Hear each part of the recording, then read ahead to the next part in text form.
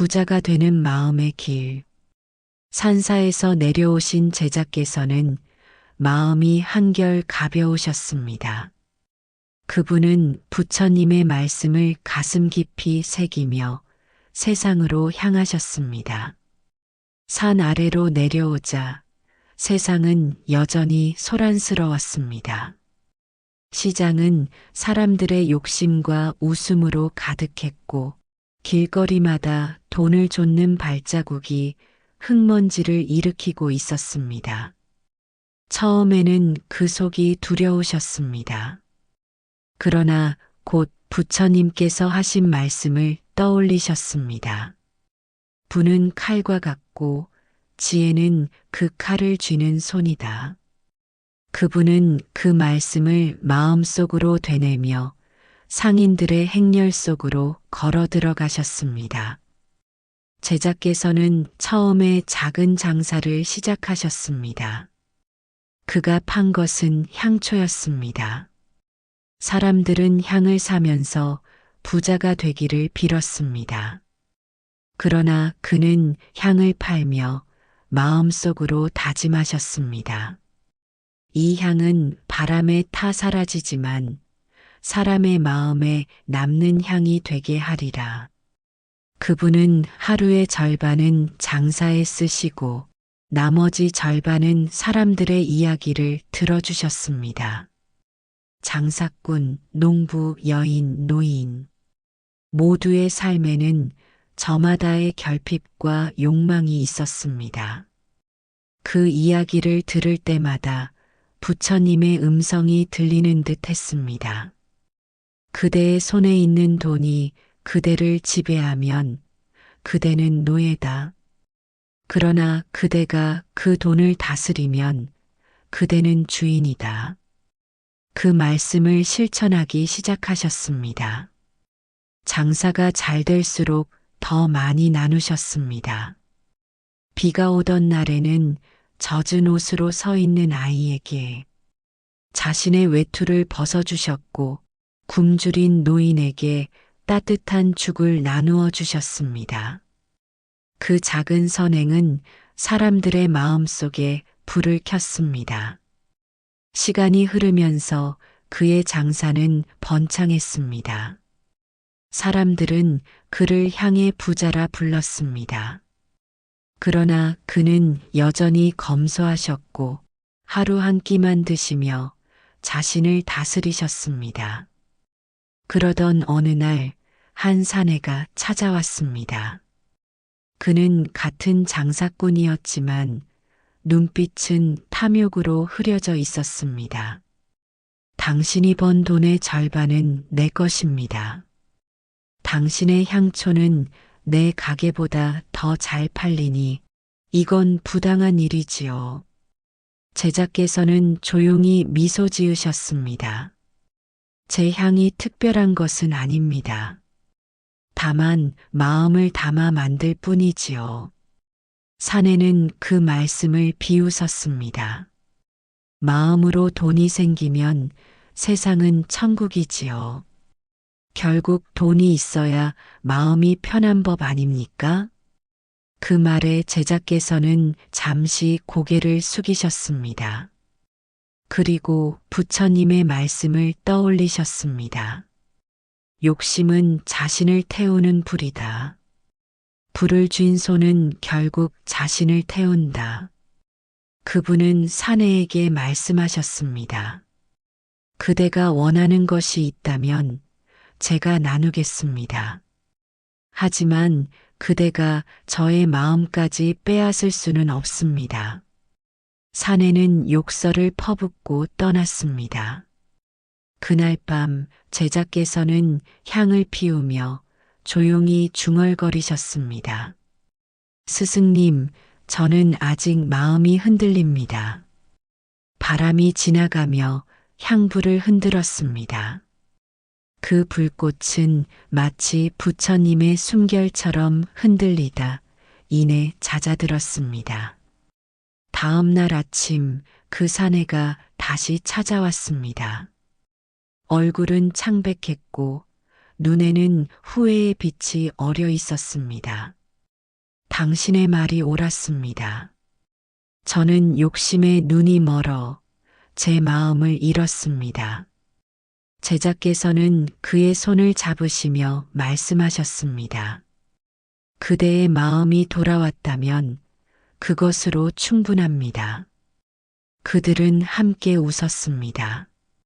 그리고 그날부터 두 사람은 함께 향을 만들었습니다. 그 향은 예전보다 더 부드럽고 더 오래 갔습니다. 해마다 봄이 오면 사람들은 그가 만든 향을 찾았습니다. 그 향은 단순한 냄새가 아니었습니다. 삶의 고단함 속에서도 희망을 잊지 않게 해주는 작은 기도의 냄새였습니다. 세월이 흐르며 제자의 머리는 희게 변했습니다. 그는 자신의 집을 팔고 남은 돈으로 마을의 아이들을 가르치셨습니다. 가난한 아이들에게 먹을 것을 주고 노인들에게 따뜻한 옷을 나누어 주셨습니다. 그는 여전히 부처님의 말씀을 전하며 사셨습니다. 진정한 부는 쌓이는 것이 아니라 흘러가는 것입니다. 그대가 나누면 세상은 그대를 기억합니다. 그러던 어느 날 먼 길을 걸어 한 젊은이가 찾아왔습니다. 그의 눈에는 예전 제자와 같은 갈망이 있었습니다. 스님, 저는 부자가 되고 싶습니다. 어릴 적부터 가난이 너무 괴로웠습니다. 제자께서는 미소를 지으시며 말씀하셨습니다. 그대의 마음을 보여주시겠습니까? 젊은이는 손을 내밀었습니다. 그의 손에는 오래된 동전 몇 개가 쥐어져 있었습니다. 이것이 제 전부입니다. 제자께서는 그 동전 하나를 들어 보이시며 말씀하셨습니다. 이 동전이 세상을 바꿀 수 있다면 그대는 이미 부자입니다. 하지만 스님, 그건 너무 작습니다. 작은 동전이 바다의 파도를 바꿀 수는 없습니다. 그러나 그대의 마음이 바다를 향하면 그 동전은 파문이 됩니다. 젊은이는 이해하지 못한 듯 고개를 숙였습니다. 제자께서는 부드럽게 웃으시며 말씀을 이어가셨습니다. 부는 손에 있지 않습니다. 부는 마음의 방향입니다. 그대가 세상을 향해 손을 내미는 순간 그대는 이미 풍요의 길에 들어선 것입니다. 그날 이후 젊은이는 제자의 가르침을 따르며 살았습니다. 비록 가난했지만 늘 웃음을 잃지 않았습니다. 남의 짐을 들어주고 먼 길을 걷는 사람에게 물을 나누어 주었습니다. 그의 마음은 점점 밝아졌습니다. 그리고 어느 날 그 젊은이는 깨달았습니다. 스승님이 말씀하신 분은 돈이 아니라 마음의 여유였구나. 그는 다시 제자를 찾아와 머리를 숙였습니다. 스님, 이제 알겠습니다. 세상은 제가 바꾸는 것이 아니라 제 마음이 바뀌면 세상이 달라집니다. 제자께서는 조용히 미소 지으셨습니다. 그대는 이제 저보다 부자이십니다. 그로부터 얼마 뒤 제자께서는 산사로 돌아가셨습니다. 그분이 떠난 마을에는 향의 냄새가 여전히 남아 있었습니다. 아이들은 그를 기억했고 사람들은 그의 이름을 부르며 향을 피웠습니다. 산사로 돌아온 제자께서는 부처님 앞에 절을 올리셨습니다. 부처님께서는 미소로 그를 맞이하셨습니다. 그대는 이제 진정한 부자가 되었구나. 제자께서는 고개를 숙이시며 말씀드렸습니다. 저는 아무것도 가진 것이 없습니다. 그대는 마음을 가졌느니라. 그것이야말로 가장 귀한 부다. 그는 눈을 감으셨습니다. 멀리서 새들이 노래했고 대나무 숲 사이로 햇살이 부드럽게 내려앉았습니다. 부처님께서 마지막으로 말씀하셨습니다. 부자의 길은 세상 속에 있으되 그 끝은 마음의 고요에 있다. 그대의 길이 곧 다른 이들의 빛이 되리라. 바람이 지나가며 향냄새가 산사에 퍼졌습니다.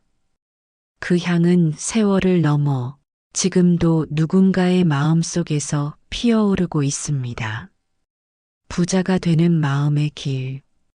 산사의 새벽은 고요했습니다. 바람은 대나무 숲 사이를 천천히 스치며 절마당의 향내와 함께 흙 냄새를 실어 나르고 있었습니다. 제자께서는 부처님 앞에 무릎을 꿇은 채 오랜 침묵 속에 머물러 계셨습니다. 그 얼굴에는 세월의 피로가 서려 있었고 손끝에는 굳은 살이 박혀 있었습니다. 눈빛에는 풀리지 않은 근심이 머물러 있었습니다. 그는 조심스럽게 입을 열었습니다.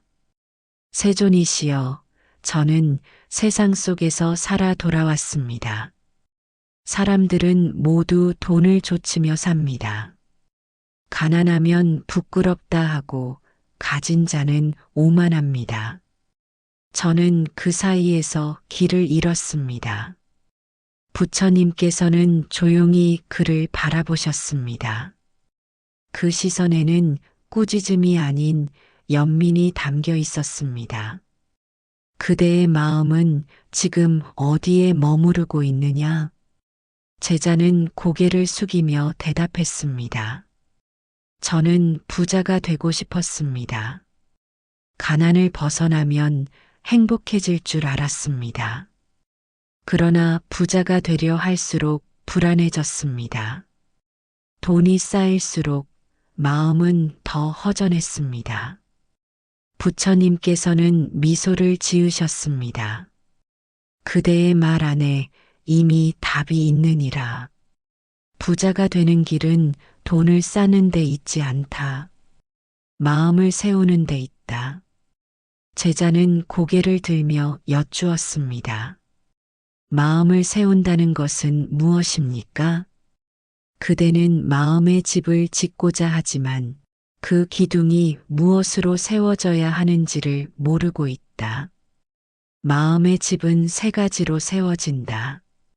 감사, 절제, 그리고 나눔이다. 부처님께서는 천천히 말씀을 이어가셨습니다. 감사는 마음의 뿌리다. 그대가 가진 것에 감사하지 않으면 더 많은 것을 가져도 결코 만족하지 못할 것이다. 절제는 마음의 기둥이다. 그대가 욕심을 다스리지 못하면 그 집은 언젠가 무너질 것이다. 나눔은 마음의 지붕이다. 그대가 그늘을 만들지 않으면 다른 이는 물론 그대 자신도 쉴 곳이 없을 것이다. 제자는 그 말씀을 새기듯 들었습니다. 그의 눈가에 희미한 눈물이 맺혔습니다. 세존이시여, 저는 그동안 제 그릇만 키우려 했습니다. 남의 허기를 본 적이 없었습니다. 부처님께서 말씀하셨습니다. 그대가 타인의 허기를 알아차린 순간 이미 나눔의 첫걸음을 내디딘 것이다. 진정한 부는 나눔의 시작에 있다. 그날 밤 제자는 산사의 마당에서 달을 바라보았습니다. 달빛은 고요히 절벽 위를 비추었고 바람은 대나무 잎 사이를 스쳐 지나갔습니다. 그 빛 속에서 그는 결심했습니다. 이제는 불을 배우되 마음을 잃지 않으리라. 다음 날 그는 산사를 떠났습니다. 세상은 여전히 욕망으로 들끓고 있었습니다.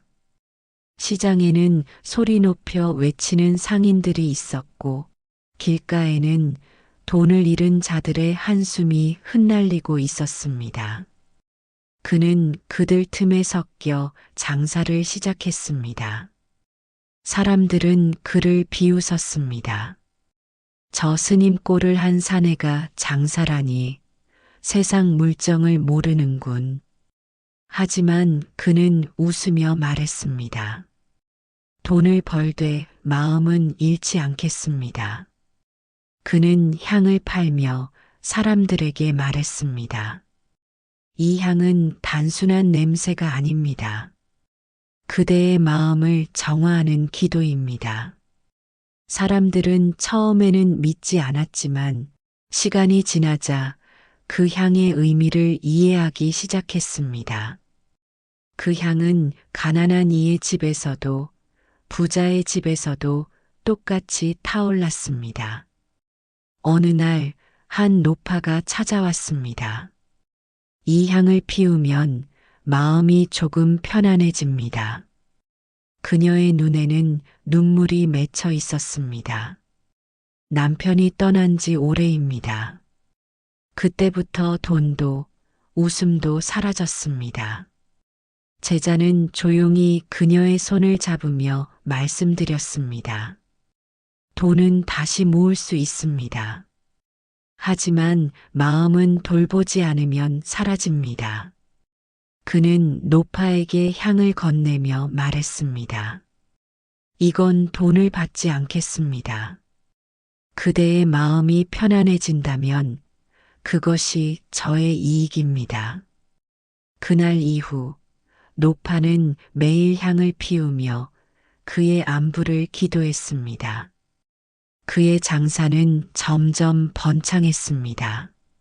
하지만 그는 결코 탐하지 않았습니다. 수입의 절반은 마을의 어려운 이웃에게 나누었습니다. 그는 말했습니다. 부자가 되는 길은 나누는 길입니다. 나누면 줄어드는 것이 아니라 흐름이 생깁니다. 그러던 어느 날 한 상인이 찾아왔습니다. 자네가 그 향을 팔며 착한 일만 한다지. 하지만 세상은 그런 마음으로는 오래 버틸 수 없어. 제자는 부드럽게 미소 지으며 대답했습니다. 착함이 오래가지 못한다면 세상은 너무 일찍 식은 세상일 것입니다. 상인은 그를 시험하듯 말했습니다. 그럼 내 가게 옆에서 장사해보게. 누가 더 오래 버티는지 보자고. 제자는 고개를 끄덕이고 그 옆에서 조용히 향을 피웠습니다. 며칠 뒤 손님들은 이상한 변화를 느꼈습니다. 한쪽 가게는 시끄럽고 화려했지만 다른 한쪽은 향 냄새가 부드럽고 마음이 편안했습니다. 사람들은 어느새 제자의 가게로 향했습니다. 분노한 상인은 그를 찾아와 외쳤습니다. 이건 부처의 재주냐, 장사의 요령이냐? 제자는 고요히 말했습니다. 장사는 물건으로 시작하지만 결국 마음으로 끝납니다. 그날 밤 상인은 몰래 그의 가게 앞에서 향을 피웠습니다. 그리고 깨달았습니다. 그가 팔던 것은 향이 아니라 평화였다는 것을. 세월이 흘러 제자는 마을의 스승이 되었습니다. 그는 부자가 되었지만 그 부를 자랑하지 않았습니다. 아이들에게는 일하는 기쁨을 가르치고 노인들에게는 나누는 행복을 알려드렸습니다. 그가 늘 하던 말씀은 하나였습니다. 부는 돈이 아니라 마음의 순환입니다. 돈은 돌면 살아있고 멈추면 썩습니다. 노년에 이르러 그는 다시 산사로 돌아왔습니다. 부처님께서는 여전히 그 자리에 앉아 계셨습니다. 제자는 눈물을 머금고 합장했습니다. 세존이시여, 이제야 압니다. 가진 것을 나누는 것이 아니라 마음을 나누는 것이 부자의 길이었습니다. 부처님께서 미소를 지으시며 말씀하셨습니다. 그대가 깨달은 순간 그대는 이미 세상을 이롭게 한 부자다. 진정한 부는 금전이 아니라 사람의 마음에 남는 향기다. 그날 저녁 산사 위로 붉은 노을이 물들었습니다. 부처님의 손끝에서 바람이 흘렀습니다. 대나무 숲 사이로 향내가 번지며 멀리서 종소리가 울려 퍼졌습니다. 그 소리는 세상 모든 이에게 속삭이는 듯 했습니다. 부자가 되는 길은 멀리 있지 않다. 감사로 시작하여 절제로 이어지고 나눔으로 완성된다. 그대의 마음이 가난하지 않다면 이미 부자는 그대 안에 있다. 옴마니 밤매훔